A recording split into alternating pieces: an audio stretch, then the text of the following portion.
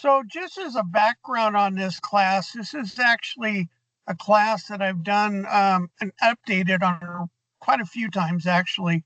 But this course has really been a tool to try to help many of our municipalities, our locals, our nonprofits um, in the state to look at some things that they may consider with cooling and warming centers. And we hear all the time in the media about climate change, and uh, the bigger issue to me isn't so much climate change as the idea that these weather events, the frequency for extreme cold, extreme heat continues to be a challenging um, experience in our state. And we've seen quite a bit of variations from one extreme cold event where we had 164 locations reported to an average anywhere from 50 to 60 in the summer. Again, we've had some really weird weather this year. We didn't have a lot of extreme heat events, but we tend to see more warming centers opened up in the summer. So what this course is going to do is just really kind of give you an overview of some best practices that, and again, the idea that we're always learning from others. I just left a few minutes ago a facility in Roque Bluffs, Maine, in Washington County, where I evaluate a potential site for a warming center. And again, it communities about 300 in the community, but they have a community center that they're going to utilize and has really good opportunities. And again, they're looking about 20 people, but knowing that they do have a lot of power outages up in this area, particularly in the winter, it'd be really a great community resource. So I'm going to go ahead and get started. Now, with this, please feel free to reach out and I'll try to watch the chat, but if I can't see the chat, feel free to raise your hand using the raise hand icon. I will stop occasionally, see if this makes sense, if you have any questions, just because I can't see your faces. So feel free to use the react button when I say, is it making sense? Or if you have any questions, feel free to turn your mic on. So with that, welcome everyone. So, the purpose of this is to define cooling and warming centers. In a few minutes, you'll see why it's important to find those locations. We'll talk about tips on selecting a location, identify cooling and warming center facility needs, deciding when to open a cooling or warming center, and then some best practices, and then how to report opening a cooling and warming center. Now, Maine, we're fortunate we have a system that it really works well. And the neat thing is we actually have one source for information, which makes really a big difference when we're experiencing some severe weather.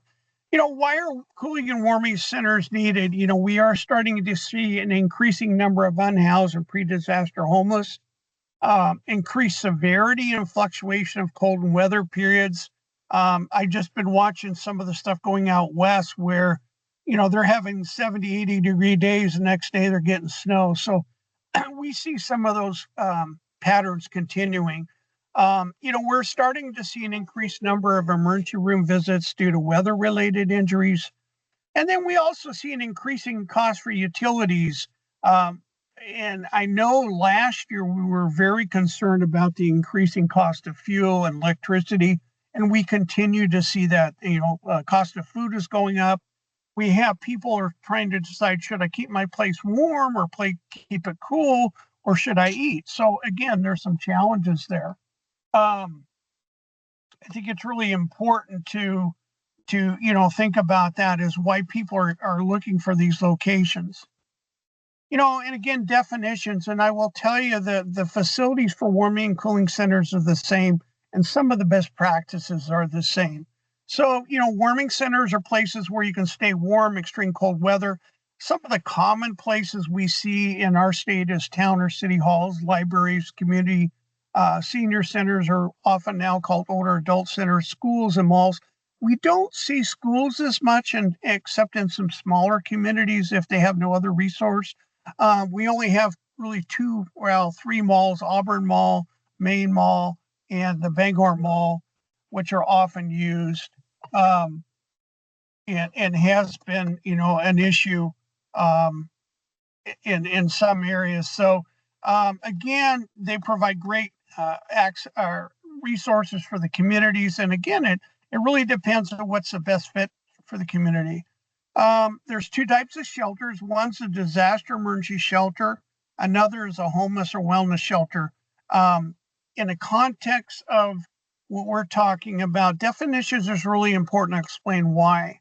And then, the differences are centers are temporary locations. They are intended to provide a place of a refuge when somebody needs to evacuate for a variety of reasons. And then there's a cooling and warming center, which are usually short term, usually in most cases daytime only. There are a few exceptions, and I'll explain that a little bit later. So again, the difference between a center and a shelter. Center is a short-term operation, not typically open overnight. It does not have sleeping areas. A shelter is open overnight with sleeping areas. Now, it doesn't mean a shelter or center doesn't have cots and blankets. It may, but one of the reasons that terminology is important is the idea that in some communities, you can actually violate local codes and ordinances if you say a location is a shelter. And part of that is tied in with the homeless shelters, the wellness shelters, but also there's some communities where you may have to actually call the center that's overnight. It may or may not have sleeping capabilities, but the intent is to get people out of the harm's way with the weather. And we saw some of this too tie into some of the COVID, where during the COVID, we had, as much as 1,700 people be in our state in non-congregate sheltering. One of the challenges that started happening is many of these locations ended up being long-term facilities that weren't intended, but they started violating ordinances and codes. They were no longer hospitality, but they became homeless shelters, which wasn't the intent. So it's the same with the centers and shelters. That's why I use it now. When we use the term in the purposes of mass care and emergency management, when we're thinking shelters, we're thinking disaster emergency shelters. Are temporary. They may be overnight, they may not, they may close, but they typically have cots and blankets and feeding resources. So before I go any further, I want to see if there's any questions. Still making sense? All right, hearing none, we'll keep going. Yes, Bill. Oh, do you have a question? No, I said yes. Oh, okay, thank you. Homeless and wellness shelters are 24-hour facilities, and they typically have shorter long-term wraparound services such as housing, feeding, physical and mental health care, and employment service. They're subject to local codes and ordinances such as fire, health, and zoning. And again, even in a cooling or warming center, you're not immune from local fire codes, but the zoning is probably the big thing that comes into play. Plus, when you're doing a homeless or wellness shelter, you're not tailoring to the general population, but a specific area of the population that has maybe additional needs. Now, I do want to make a comment that it's not uncommon, and we have had it in Maine, where a homeless or wellness shelter will actually open up the general population if their capacity permits it.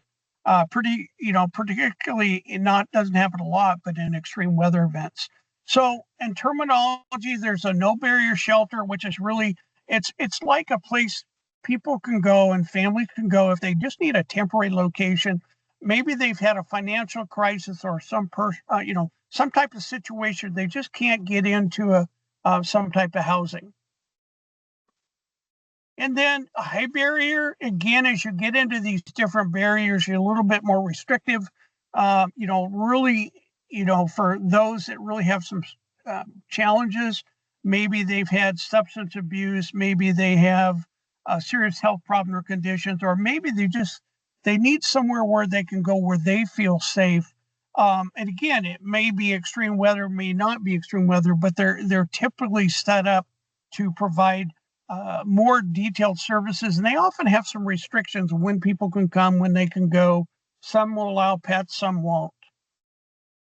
So, when we talk about the cooling and warming centers, the thing we want to think about is the benefits. And again, really, we often may not think, but there's people in our communities that are vulnerable. Maybe they've on fixed income, maybe they have health issues. And that's where a cooling center can become helpful, is particularly, when we get extreme heat conditions, maybe high humidity. They provide a refuge for those unable to access air conditioning or cooling resources. We're even seeing some places around the country now that, because people don't tend to want to go to these locations a lot, it's kind of a last resort. And particularly, where I see it happening more is if we're having extended power outages. But, the idea that they still want a little bit of privacy. And again, there's places around the country actually are doing programs where they'll actually provide, it's about $100 to $150 cost, but they'll provide air conditioning units for individuals. And the other benefit, even in a warming center, again, there's some similarities here, the social interaction to those normally isolated but vulnerable to higher extreme heat conditions. Sometimes they See just the need email a I fresh sent you? place to. I sent an email to 40 years.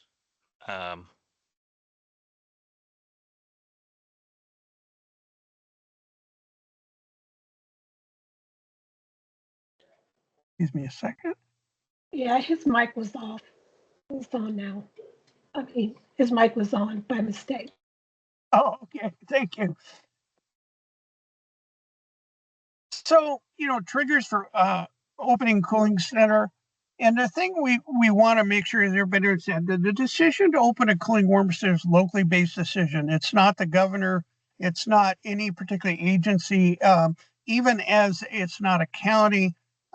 We, even as a Maine Emergency and a Red Cross, any of these organizations, nobody can tell anybody to open up. It's a local based decision. And again, because that's why it's important to have this whole community approach. You can utilize not only your municipal resources, but nonprofits and other partners in the community. But when we're looking at these, some of the things we look at is, like, for example, in Boston, they actually will declare a heat emergency. And we see this in other large cities because of the heat conditions. Anything of extended heat or heat index of 90 degrees or higher for 3 or more days.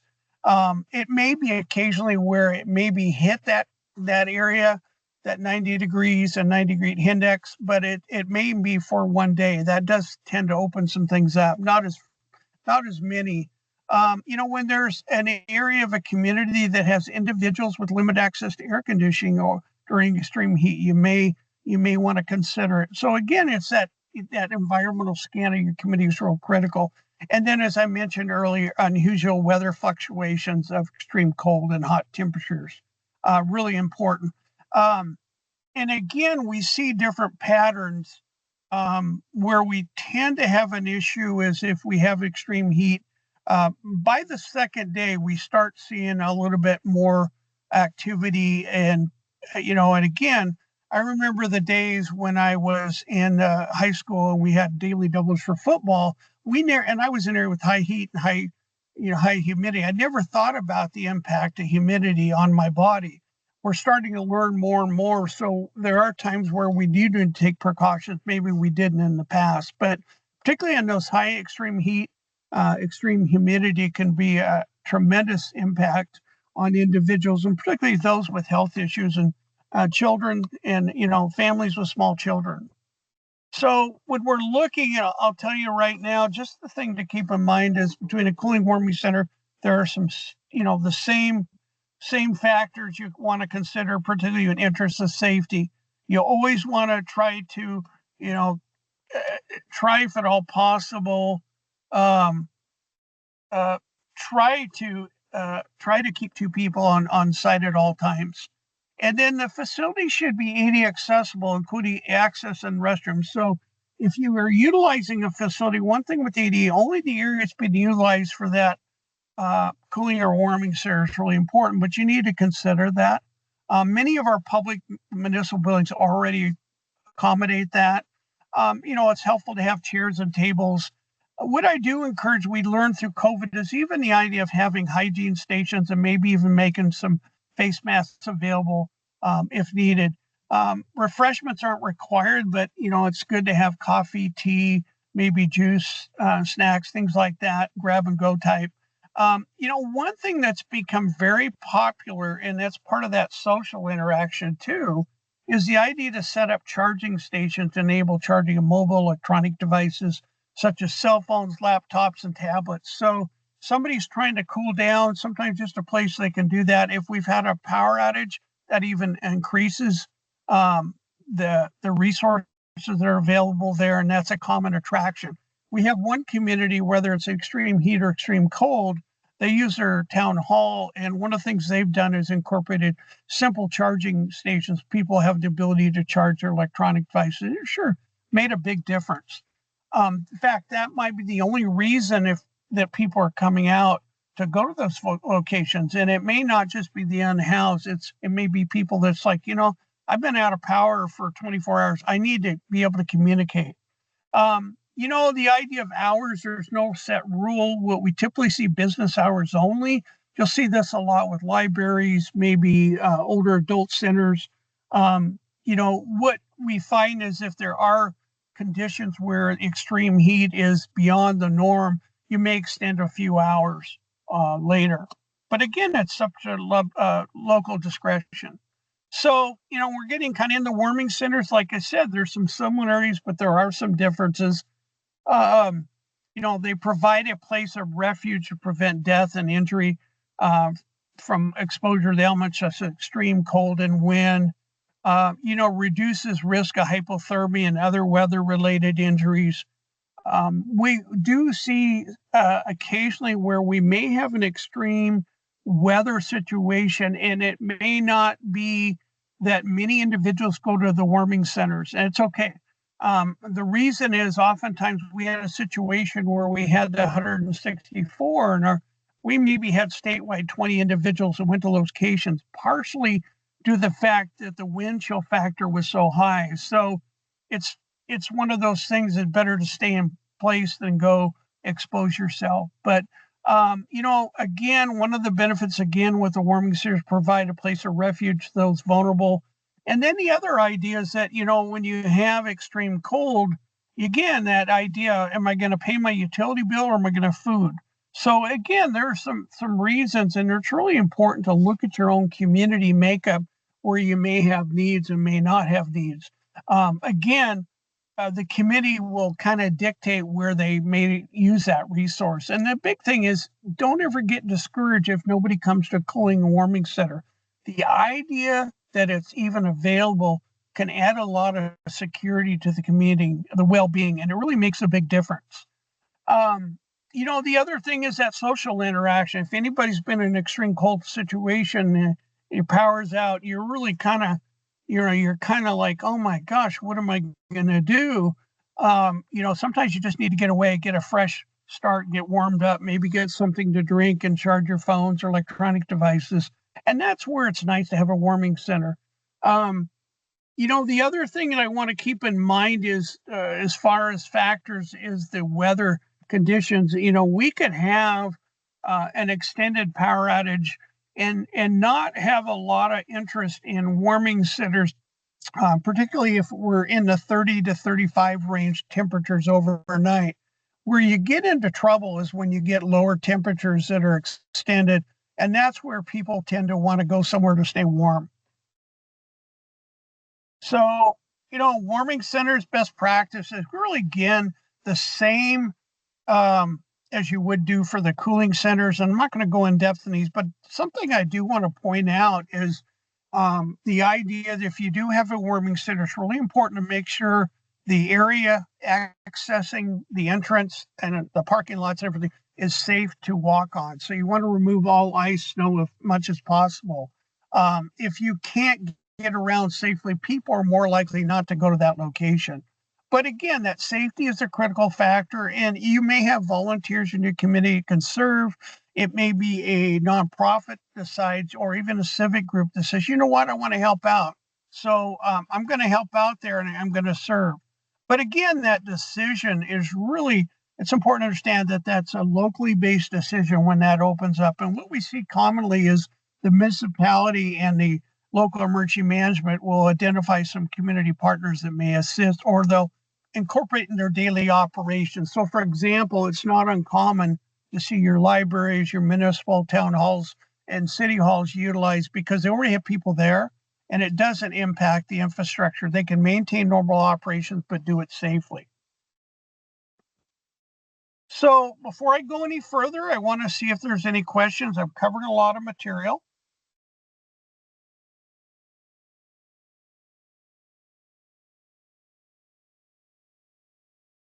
All right. Hearing none, I will go on. Hey, Bill, I do have Um, a quick question. This is yes. Ginger. So, is there a website or something that says, boom, the factors to consider have been met and these things will go, or, and I may have missed it, it's by county or Yeah, who so decides? it actually is the local emergency management make determination. Local, We okay. recommend best practices like I'm going to share in a minute, but it's decided locally. So when we had the situation, um, it was um, gosh, January, I think of 2023, I can't remember, January, February 23, we had an extreme weather event. It was 50-degree wind chill. And we had people from all walks of life, all levels of government wanting to open all these facilities. Um, Part of this, a lot of people thought the governor could dictate, govern, because we're home rule. The governor doesn't have the authority. And again, the CDC, they'll make recommendations, extreme cold, extreme heat events. That's where it really comes down to. But it really is individuals knowing their own community. Well, That's what, yeah, I agree. Like sometimes we'll get the state closed down here, but my ACAP agency will call and say, we're fine, can we stay open? Or yeah, they'll call yeah, and say, we're getting 18 inches of snow and it's bright and sunny down here. So they'll say, can we close? And we say, yes, so I get that now. Okay. Thank yeah, you. I didn't yeah. know if there's But like a website to go to because I was kind of like looking for that for myself for WIC for our disaster stuff. But yeah, I get it. Thank you. no, great question. And actually, we'll talk about the website in a minute here. But what we try to do is I usually do in our public information folks will do, along as CDC, FEP, health folks, they'll actually send out reminders for people to consider, what are some resources available, best practices and such. But again, it really depends because weather is different in different parts of the state. And then, the idea is what I find is really, particularly on our extreme cold, is if we're having extended power outage, that's where it becomes an issue, particularly after the second day. First day isn't bad. It's kind of like that first 24/7. But what I find is if it's an extended power outage and people don't have access to heat or electronic, ability to charge, that's where they tend to be more popular. And then there's some places in the state, they'll actually just say, hey, call this number if you need to go get warm or get cold. We'll come and open up for you. So it really depends on what's available in the community. We don't see a lot of schools utilized because there's a tendency not to want people to come and go to school. We tend to see those more for the disaster emergency shelters. Again, there's no specific time recommend for open cooling and warming centers. Like I said, typically it's during normal business hours or peak extreme cold or hot periods of day. Now, there are a few locations that are targeting unhoused and pre-disaster homeless, like in Lewiston. They just opened up a facility. It is a warming center, but it's targeted to a specific population. Some things that I think is really helpful, thinking about the weather, forecasted conditions, 30 degrees Fahrenheit or below for 3 or more days. The high winds may be a factor, like I shared earlier. If you get high winds, you get the wind chill factor, it's almost too dangerous to go out. And that does happen. The other thing is extreme heat is 90 degrees Fahrenheit or 90 degrees heat index for 3 or more days. And again, that heat index is what the temperature feels like with the human body, with the humidity. And again, we tend to see more occurrences of the extreme heat and humidity than we have in different times of the year. So again, common triggers for warming centers is the 32 degrees or below. Anything for an extended period is where it may become an issue. They are most of the warming centers are open when a combination, maybe wind chill, maybe wind and rain and ice, that might become an issue. The idea is that people are exposed, or again, the extended power outages, which seems to be our common issue. And then we also find individuals who have health issues, they really need somewhere to stay warm, and they may go to those locations. Again, if you have an extreme fluctuation from hot to cold and cold to hot, you may have to open up those locations. So, again, it's that decision, is when do you open? It's really a decision of the local emergency management agency in collaboration with the municipal officials and communication with collaboration communication with the county emergency management agency. Our county emergency management agencies do a good job of tracking those facilities.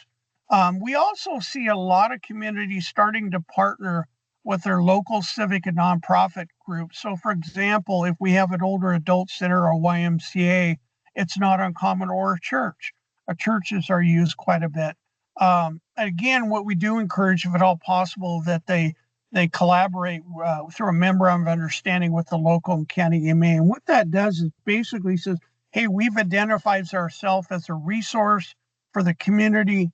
The local or county EMA can have that MOU, and it doesn't mean they have to say yes open. They can turn it down, no questions asked, no harm, no foul. But again, identifying these resources, what we try to do is, like I did today, is we try to go out and identify potential resources the community could be utilized. It may be an American Legion post. It may be, like I shared, a YMCA or YWCA.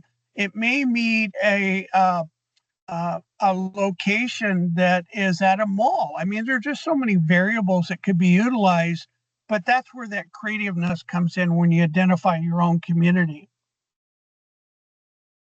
And again, how do we report? And that's what's really been nice. We're fortunate, Maine, we have a tracking system that's monitored 365 days a year, 24 hours a day, 7 days a week. And basically, it's a one-stop email where in most cases, the local municipality will notify the county EMA director that they have, or EMA agency, I should say, that they have opened up a facility.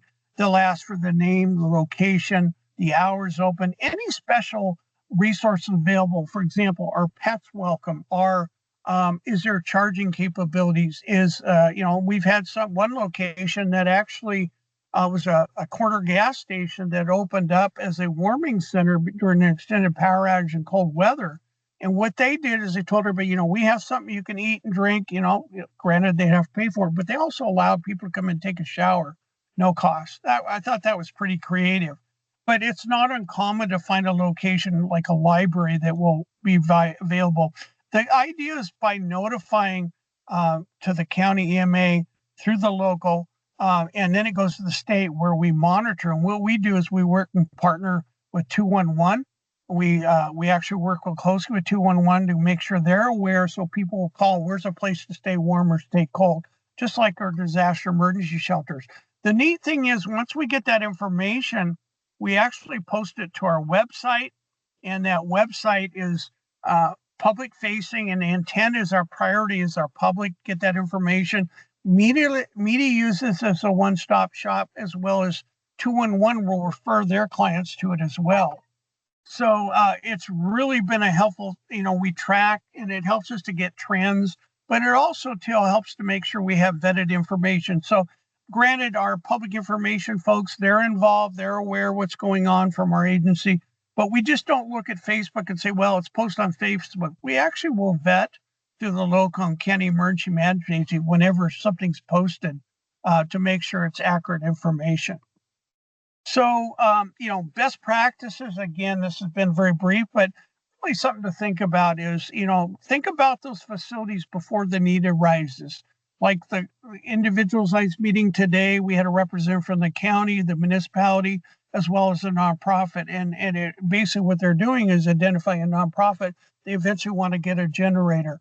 And that's the other thing. There are grants available for nonprofits out there that would like generators that could be a helpful resource. So, and again, you're not required to have a generator, but we know in Maine, power outages are pretty common.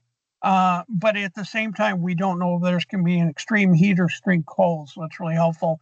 And I can't encourage enough the importance of AD accessibility, availability to vulnerable populations. If you know that people are hearing impaired, vision impaired, or maybe have mobility issues, you want to make sure that facility allows them to utilize it to its fullest. And that's something to think about. There are some great resources out there that can help you with that.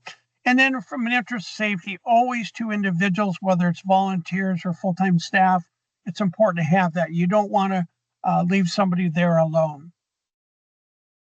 So with that, I have covered a lot. I am always available to actually do in-person virtual training, but also assist you in your efforts. So I want to open the floor if there's any questions. I know I've gone pretty fast, but any questions?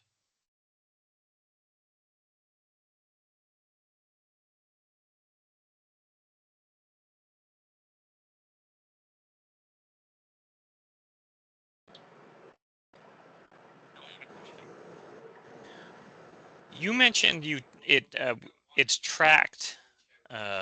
Warming centers are tracked during the seasons only if they report. Where's that list kept again? We keep it at our office. That's something we do internally. And the idea is we have, I want to say we probably have over about 250 sites that have been identified, but they're not always open every time. So the only time we post on our website if we've been notified that a facility is open. So, and we vet it if there's a doubt whether it's a reliable. Somebody saw something on Facebook, we usually contact the local or county to make sure it's accurate. We do have one location that's seasonal that is targeting the homeless population. We do post at their request up in Hancock County, but we are just trying to internally track trends. But we do have a database, and again, it may change. It may be open one storm or one cool event, one heat event. It really tends to change. I would say that on the average, we're probably looking anywhere from 40 to 60 average based on the event. We're starting to see that increase quite a bit, but I will say that the number of individuals visiting has been pretty low, which isn't necessarily a bad thing. But again, I think the idea of communities are coming together to think about what they can do to help. Thanks, Bill. Anybody else?